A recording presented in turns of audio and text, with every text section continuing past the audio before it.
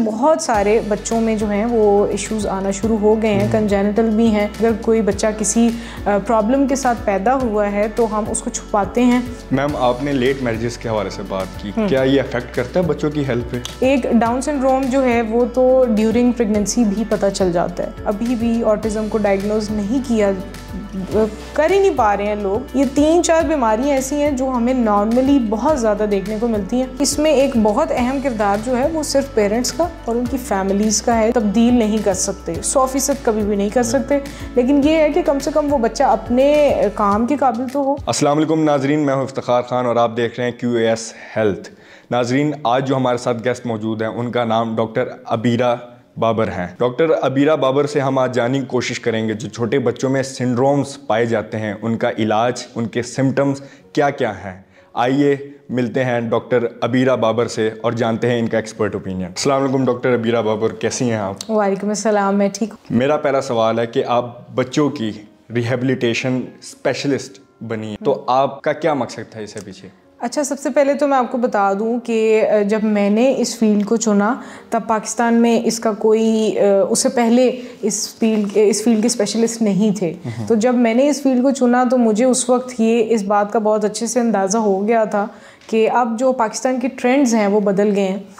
ख़ातीन जो हैं वो 30 साल के बाद ही ज़्यादा शादियां कर रही हैं, या अब शादियों की शरह इतनी लेट मैरिजेस में बदल गई है कि उसकी वजह से बहुत सारे बच्चों में जो हैं वो इश्यूज़ आना शुरू हो गए हैं। कंजेनिटल भी हैं और भी इनहेरिटेंस में भी बहुत सी चीज़ें आती हैं। लेकिन सबसे अच्छी बात ये थी उस वक्त के, क्योंकि उससे पहले कोई इसके बारे में गाइडलाइंस नहीं थी, तो मुझे एज मिला। और मेरे आने के बाद भी अब जितने भी स्टूडेंट्स हैं जिन्होंने इस डिग्री को चूज़ किया, they are working really good. और बच्चों की ज़रूरत है, स्पेशली जो चिल्ड्रन विद स्पेशल नीड्स, उनकी बहुत ज़रूरत है कि उनको ऐसे डॉक्टर्स मिलें जो उनको नॉर्मल लाइफ की तरफ लेके आएँ।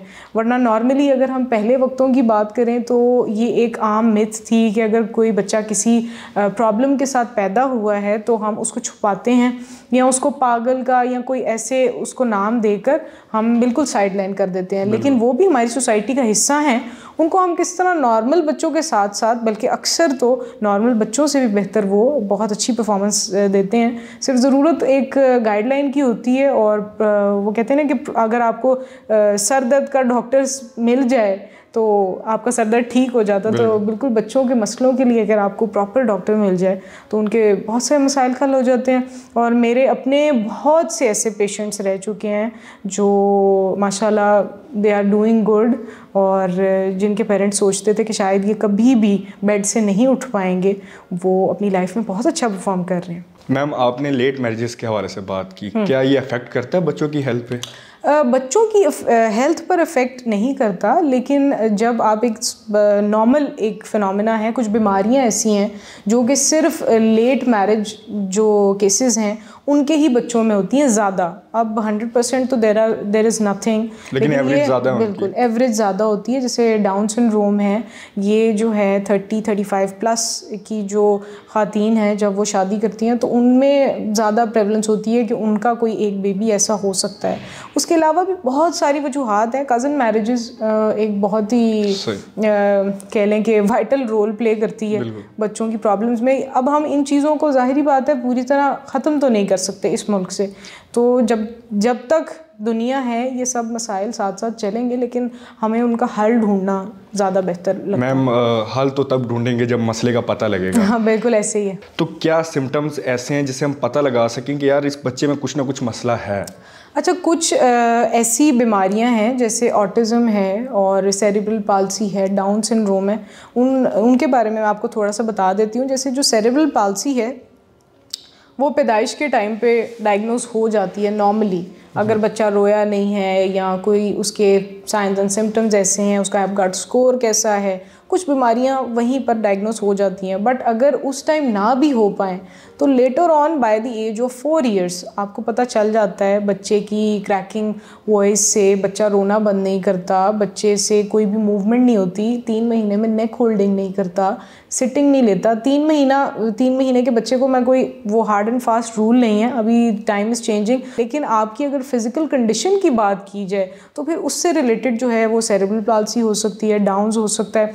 एक डाउन सिंड्रोम जो है वो तो ड्यूरिंग प्रेगनेंसी भी पता चल जाता है। अगर आप नॉर्मली स्कैन करवा लें ड्यूरिंग प्रेगनेंसी फर्स्ट 3 मंथ्स में तो बहुत हद तक ये डायग्नोस हो जाता है, लेकिन ज़्यादातर लोगों को इसकी इन्फॉर्मेशन नहीं है, जिसकी वजह से फिर डाउन सिंड्रोम अभी भी सोसाइटी में बहुत ज़्यादा है। मैम, इनकी कोई लिमिट होती है कि यहाँ तक आपके पास टाइम है, आप पता लगवा सकते हैं, वरना इसके बाद जो है आपके पास कोई लिमिट नहीं रहती? आप देखिए, एक जो कह लें कि अगर कोई औरत प्रेग्नेंट है और she is having a downs baby तो वो 3 महीने तक तो नॉर्मली स्कैन में पता चल जाएगा। आफ्टर दैट आपको नहीं डायग्नोज हो सकता। वो जब बच्चा पैदा होता है तब आपको पता चलता है, बिकॉज उसके फेशियल फीचर्स होते हैं स्पेसिफिक, और कुछ और चीज़ें होती हैं, क्रोमोसोमल चेंजेस होते हैं जो आपको आहिस्ता आहिस्ता भी पता चलते रहते हैं। लेकिन most of the kids are being diagnose at the time of birth. और रही बात ऑटिज़म की, तो वो अभी भी इडियोपैथिक है। बहुत सारे बच्चों में अभी भी ऑटिज़म को डायग्नोज नहीं किया, कर ही नहीं पा रहे हैं लोग, क्योंकि बहुत सारे ऑटिस्टिक ऐसे भी हैं जो अपने स्कूल्स में, कॉलेजेस में बहुत अच्छा परफॉर्म कर रहे हैं, लेकिन जब वो किसी साइकोलॉजिस्ट के पास जाते हैं या कभी लेटर ऑन उनकी लाइफ में कोई प्रॉब्लम आती है, देन दे गेट डायग्नोज कि हाँ ये माइल्ड लेवल का ऑटिज़म है या क्या है। लेकिन अगर एक्सट्रीम लेवल या मॉडरेट लेवल की बात करें तो उसमें ये है कि बच्चा आई कॉन्टेक्ट नहीं करता और कोई भी एक हरकत को रिपीट करता रहता है। फॉर सपोज बैंगिंग है, हेड बैंगिंग है, कोई भी एक चीज़ को वो बहुत ज़्यादा दोहराता है और वो सोशल नहीं होता। ये 3-4 बीमारियां ऐसी हैं जो हमें नॉर्मली बहुत ज़्यादा देखने को मिलती हैं। फिर आगे सीपी की इतनी सारी टाइप्स हैं, बहुत सारी ऐसी, जैसे एब्स पाल्सी है, बाजू का काम ना करना, बच्चे की पैदाइश की टाइम अगर उसकी बाजू को कोई इंजरी हो जाती है तो उसकी भी आगे से बहुत सारी टाइप्स हैं।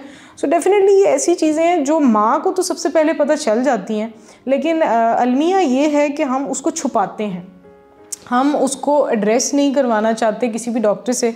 जैसे ये एक मिथ है कि अगर आपके बच्चे को कोई प्रॉब्लम है तो बस जी आप मालिशें करते रहें, वो ठीक हो जाएगा। तो ये जो है ये इवेंचुअली इन सब बीमारियों को एग्जैजरेट ही करता है, कभी भी ये उनको एरेडिकेट नहीं कर सकता। मैम, किसको ब्लेम कर सकते हैं इंडायरेक्टली अगर हम कहें?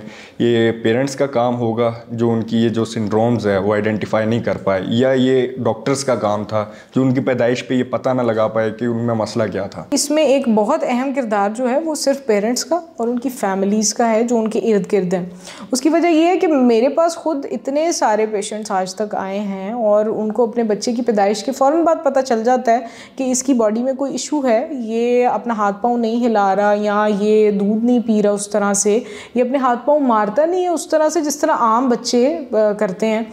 तो वो बहुत जल्दी उसको डायग्नोस करने की कोशिश भी करते हैं, और जैसे ही डायग्नोसिस होता है, इवन कुछ लोगों का तो अभी डायग्नोस हुआ ही नहीं होता कि उनका सीपी किस टाइप का है, स्टिल दे वांट कि हमें पता है कि इसका हल सिर्फ यही है कि इसकी रीहैब करवाना, तो वो करवाते हैं। और by the time of 3-4 years वो बच्चे भी नॉर्मल बच्चों की तरह किसी हद तक 100%, तो देखें एक चीज़ से अल्लाह ताला ने आपको एक चीज़ के साथ पैदा कर दी है तो हम उसको तब्दील नहीं कर सकते, 100% कभी भी नहीं कर सकते।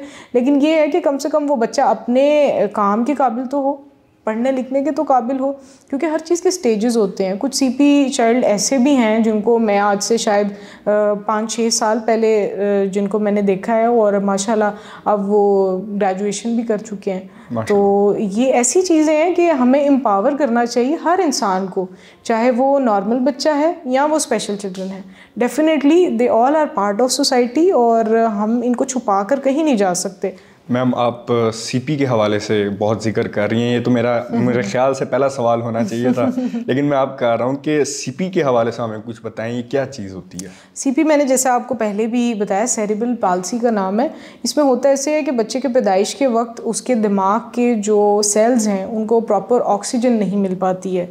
आपने कभी वीडियोज़ में देखा होगा कि जैसे ही बच्चा पैदा होता है उसको थप्पड़ मारते हैं कि वो रोए, ठीक है, वो रोने से हाँ, 3 इडियट्स में आपने देखा होगा, तो दैट इज़ वेरी इंपॉर्टेंट। लेकिन कुछ केसेस में ऐसा होता है कि बच्चा नहीं रोता, तो एक तो उसकी वो वजह है, दूसरी उसकी वजह है ट्विंस प्रेगनेंसी।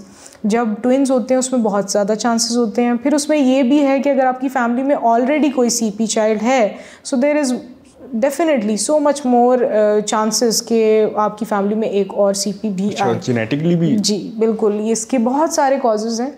लेकिन कुछ बच्चे ऐसे होते हैं जो पैदा बिल्कुल नॉर्मल होते हैं, लेकिन लेटर ऑन उनकी लाइफ में कोई एक्सीडेंट या फिर कोई चोट की वजह से भी उनकी बॉडी का कोई हिस्सा मफलूज हो जाता है या फिर काम करना बंद कर देता है। लेकिन उसका मतलब ये नहीं है कि वो बच्चा हमेशा के लिए हैंडीकैप हो गया है। हम उसको रिहैब करने का मकसद ही ये है कि वो भी नॉर्मल बच्चों की तरह सब काम कर सके। मैम, मेरा आखिरी सवाल आपसे ये होगा कि जो इतने को ये अनअवेयरनेस है लोगों में, इसके हवाले से आप क्या काम कर रही हैं? मैं आपको बताऊं तो ये वही प्लेटफॉर्म है जहाँ से मैंने अवेयरनेस फैलाना शुरू की थी, क्योंकि मुझे लगता था कि ये सिर्फ लोगों में ही नहीं, इवन डॉक्टर्स कम्युनिटी में भी लोगों को नहीं पता कि इसकी इम्पोर्टेंस क्या है और ये कितनी ज़रूरी है। और आगे आने वाली जो हमारी एक पूरी जनरेशन है, स्पेशली स्पेशल चिल्ड्रन की, उनमें ये एक बहुत रेवोल्यूशनरी काम करेगा, क्योंकि अब चीज़ें बहुत चेंज हो गई हैं। जब मैंने स्टार्ट किया था तब बहुत कम लोग थे जो टीवी पे, मीडिया पे आते थे और आकर अपनी फील्ड के बारे में और इन बच्चों के बारे में अवेयरनेस क्रिएट करते थे। वरना उससे पहले लोग, इवन माँ बाप, अपने बच्चों को छुपाते थे, बाहर नहीं लेकर जाते थे, फंक्शंस पर नहीं लेकर जाते थे। अब मेरे पास माशाल्लाह ऐसे पेरेंट्स भी हैं जो ऐसे बच्चों के बहुत मैं कहती हूँ कि इसमें माँ बाप का इतना अहम किरदार है कि मेरे पास ऐसे बच्चे हैं जो ग्रेजुएशन भी कर रहे हैं और 1-2 बच्चों के तो पेरेंट्स ने जो माइल्ड CP के साथ हैं, उन्होंने उनको स्कूल्स बना कर दिए हैं प्रॉपर, कि वो कभी किसी के मोहताज ना हो, चाहे माँ बाप की ज़िंदगी है या नहीं है, वो अपने आप को बनाए। और मेरा ख्याल है कि हर इंसान का बुनियादी हक है कि उसे ज़िंदगी जीने का पूरा हक है और भरपूर तरीके से जीने का हक है। बहुत शुक्रिया डॉक्टर अबीरा, आपने हमारे लिए टाइम निकाला। और इसी के साथ साथ मैं आप लोगों से इजाज़त चाहूँगा। इंशाल्लाह नेक्स्ट इंटरव्यू में मिलते हैं, तब तक के लिए अल्लाह हाफ़िज़।